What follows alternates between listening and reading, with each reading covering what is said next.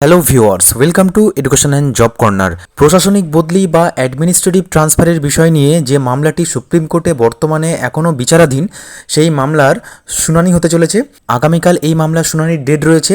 তার আগে জানিয়ে রাখি, সুপ্রিম কোর্ট থেকে পাওয়া লাস্ট যে আপডেটটি আপনাদেরকে শেয়ার করেছিলাম, সেখানে আপনারা জানেন যে সেকেন্ডারি টিচার্স অ্যান্ড এমপ্লয়ি অ্যাসোসিয়েশনের পক্ষ থেকে যে সুপ্রিম কোর্টে টেনসির বিরুদ্ধে যে মামলাটি ওনারা নিয়ে গিয়েছিলেন, এবং তারপরে মহামান্য উচ্চ আদালত যে ইন্টারিম প্রোটেকশন দিয়েছিলেন, সেই বিষয়টিকে কিন্তু ভ্যাকেট করার চেষ্টা করেছিলেন সরকার পক্ষের আইনজীবী, এবং তারপরেই কিন্তু সেকেন্ডারি টিচার্স এমপ্লয়ি অ্যাসোসিয়েশনের আইনজীবী এই বিষয়টিকে তীব্র বিরোধিতা করেছিলেন সেই সময়। এবং সেকেন্ডারি টিচার্স এমপ্লয়ি অ্যাসোসিয়েশনের আইনজীবী এই মামলার পরবর্তী যাতে ডেট দেওয়া হয় তার জন্য কিন্তু জোরালো আবেদন করেছিলেন।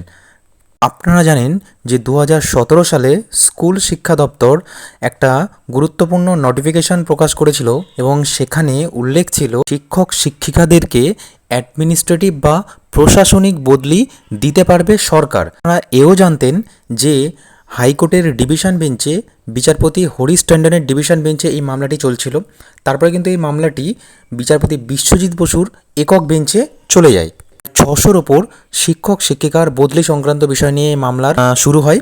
তারপরে কিন্তু সুপ্রিম কোর্টে বর্তমানে এই মামলা চলছে। গতবারের শুনানি থেকে যে বিষয়বস্তুটি উঠে এসেছে সেটা আপনাদেরকে তুলে ধরলাম, এবং এই মামলার পরবর্তী শুনানি আগামীকাল হতে চলেছে। সুতরাং আগামীকাল সুপ্রিম কোর্ট থেকে কি গুরুত্বপূর্ণ আপডেট আসছে আমি অতি অবশ্যই আপনাদেরকে শেয়ার করব।